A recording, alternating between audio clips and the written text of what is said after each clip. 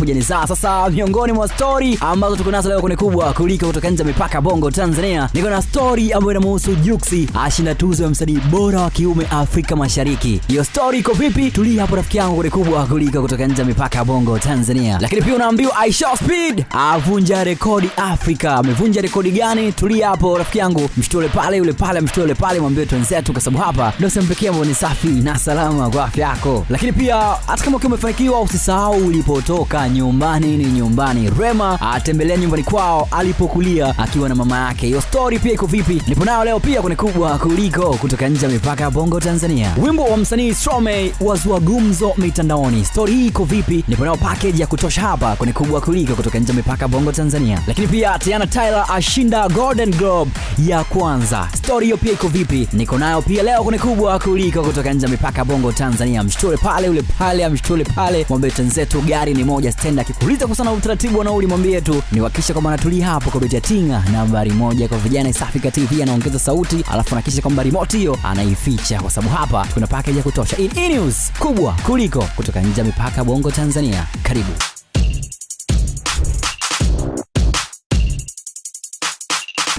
In news kubwa kuliko kutoka nje ya mipaka ya Bongo Tanzania. Niko na package ya kutosha rafiki yangu. Tuanze na story ambayo inamhusu Juksi. Sasa unaambiwa kwamba msanii maarufu kutoka Tanzania Juma Jux ameibuka mshindi wa tuzo msanii bora wa kiume Afrika Mashariki kwenye tuzo za 9 za Afrima. Ushindi huu ni uthibitisho wa mchango wake mkubwa katika muziki wa Afrika Mashariki, hasa kupitia kazi zake zilizopendwa sana ndani na nje ya ukanda huu. Mashabiki walishuhudia furaha na shangwe kubwa wakati jina lake lilipotangazwa kwamba ndio mshindi, huku Juma Jux akitoa shukrani kwa Mungu, mashabiki wake na timu yake kwa sapoti isiyo na kifani. Tuzo za Afrima zinaendelea kuwakutanisha wasanii wakubwa kutoka barani Afrika, zikilenga kutambua na kuenzi vipaji, ubunifu na mchango wa muziki wa Afrika kimataifa. Jux amepata Afrima usiku wa jana nchini Nigeria, akiwapiga chini mastaa wakubwa kama Bien, Mbosso, Mario pamoja na Diamond. Kwa hiyo sisi kama A-News tunampa kongole zake bwana Juma Jux kwa sababu ameendelea kuhakikisha kwamba bendera ya Tanzania inapepea vizuri kabisa, au vipi? Oya Juksi, ndio utaratibu wa 5 hatukupi 5, tunakupa 10 kwa sababu ni familia, twenzetu gari ni moja stendi. You know, just give it to them. From Tanzania, Juma!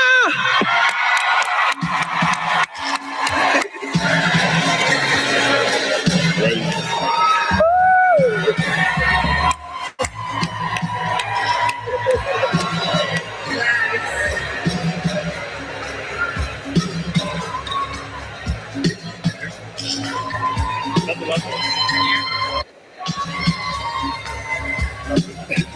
Say it again.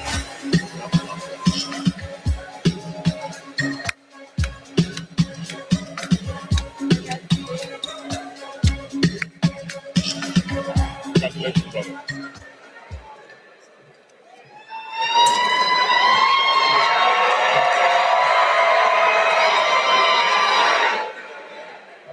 Yeah. Okay. First of all, I want to thank God. I want to thank my fans.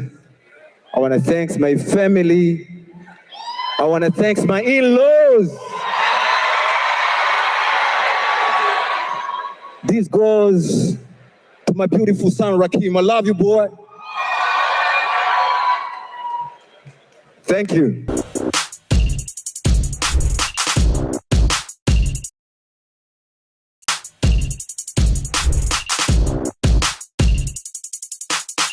Sasa miongoni mwa story ambayo niko nayo leo pia kwenye kubwa kuliko kutoka nje mipaka Bongo Tanzania inamhusu mwanamtandao maarufu duniani Aisha Speed anaendelea kuandika historia barani Afrika, huku Kenya ikijitokeza kama nchi namba 1 kwa mapokezi makubwa na mafanikio ya kipekee. Hii inakuja baada ya kufikisha subscribers milioni 48 kwenye YouTube. Speed alikiri kuwa hajawahi kupata ongezeko kubwa la subscribers kutoka nchi yoyote ya Afrika kama alivyopata Kenya. Sasa unaambiwa kwamba mafanikio hayo yamezidi kuthibitishwa kupitia live stream yake aliyoifanya nchini Kenya, ambayo imevunja rekodi kwa kupata views zaidi ya milioni 7.1, ikiwa ni idadi kubwa zaidi kuwahi kufikiwa na iShowSpeed kwenye live stream barani Afrika. Kwa mujibu wa takwimu, Afrika Kusini ilishika nafasi ya pili kwa viewers takriban milioni 4.9, lakini kwa sasa hivi Kenya ndio imeshika namba 1 baada ya kufikisha views milioni 7.1. Mbali na idadi kubwa ya watazamaji, live stream hiyo pia ilikusanya likes zaidi ya 200,000 ndani ya saa chache tu,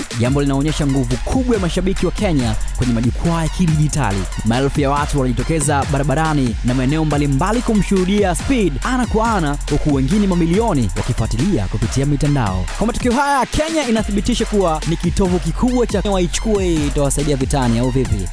Muda ni mchache, mambo ni mengi. Hiyo ni miongoni mwa story ambayo nimekusogezea leo kwenye kubwa kuliko kutoka nje mipaka Bongo Tanzania.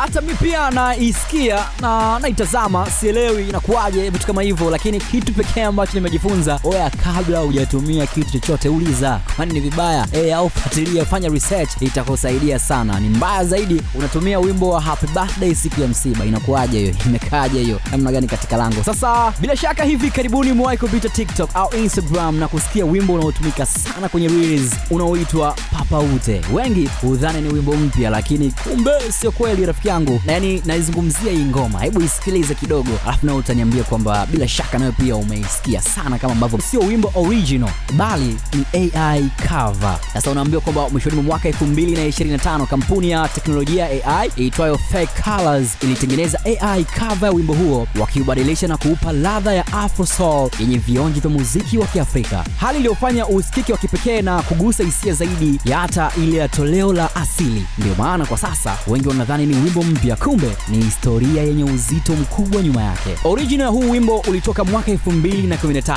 na uliimbwa na msanii maarufu kutoka Ubelgiji mwenye asili ya Rwanda, anaitwa Stromae. Hebu isikilize kidogo, alafu utanielewa vizuri kwamba uone tofauti wa original na AI cover ambayo imewekwa vionjo vya Afro Soul. Neno Papa Ute ni neno la Kifaransa linalomaanisha baba uko wapi. Ni wimbo wenye hisia nzito, unaelezea maumivu ya Stromae baada ya kumpoteza baba yake mzazi aliyeitwa Pierre. Babake mzazi alifariki wakati wa mauaji ya kimbari Rwanda mwaka 1994. Wakati huo unaambiwa Stromae alikuwa na umri wa miaka 11. Katika mauaji hayo ya kimbari, Wahutu waliendesha kampeni kali ya kuangamiza Watusi. Takriban watu 800,000 hadi 1,000,000 waliuawa ndani ya siku 100, huku wanawake kati ya 200,000 na 50,000 hadi 500,000 walifanywa vitendo vya unyanyasaji. Lakini unaambiwa kwamba Watusi walikuwa ni waathirika wakubwa, lakini hata baadhi ya Wahutu waliokataa kushiriki mauaji hayo nao waliuawa na Wahutu wenzao. Stromae akiwa na maumivu ya kumpoteza baba yake aliandika Papa Ute kuelezea hisia zake za kukosa uwepo wa baba na athari ya pengo hilo katika maisha yake. Wimbo huu umevuma kwa miaka mingi na kwa sasa una zaidi ya bilioni 1 views pale mjini YouTube. Kwa rafiki zangu ambao wanaitumia hii ngoma kwenye mambo yao binafsi, mtu kuna mpenzi wake anaitumia hii ngoma ya Papa Ute kama ngoma fulani hivi ambayo inamsindikiza kwenye tukio hilo, acha mambo yako wewe. Humu ndani Stromae yeye anamlilia baba yake, alafu kuna mpenzi wako, acha mambo yako wewe.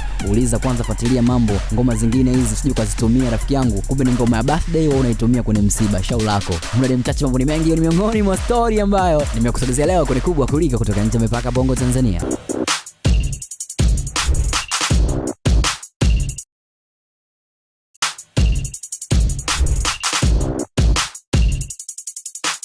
Miongoni mwa story pia niko nayo leo kwenye kubwa kuliko kutoka nje mipaka ya Bongo Tanzania. Inamhusu msanii na mwigizaji maarufu kutoka Marekani, Teyana Taylor. Ameandika historia mpya baada ya kushinda tuzo yake ya kwanza ya Golden Globe katika kipengele cha Best Supporting Actress in a Motion Picture. Ushindi huo umetokana na uigizaji wake uliogusa wengi katika filamu ya One Battle After Another. Taarifa za ushindi huo zimetangazwa rasmi kupitia kurasa za Golden Globes na kusambazwa kwa kasi mitandaoni, huku mashabiki na wadau wa burudani wakimpongeza kwa mafanikio makubwa katika safari yake kisanii. Ukumbi wa tuzo ulilipuka kwa shangwe pale jina lake lilipotajwa, ishara kuthaminiwa kwa kazi yake bora. Ikumbuke kwamba Teyana ambaye kwa miaka mingi Oshun amejulikana zaidi kama mwanamuziki, dancer na fashion icon. Ameonyesha wazi kuwa ana kipaji cha hali ya juu kwenye uigizaji. Oshun huu unaashiria hatua kubwa katika mabadiliko ya safari yake kutoka muziki kwenda filamu, na inathibitisha kuwa ana uwezo wa kung'ara katika nyanja zaidi ya moja. Mashabiki wake wameelezea furaha kubwa wakisema tuzo hiyo imemjia kwa wakati sahihi, kwani kwa muda mrefu amekuwa akifanya kazi kwa bidii bila kukata tamaa.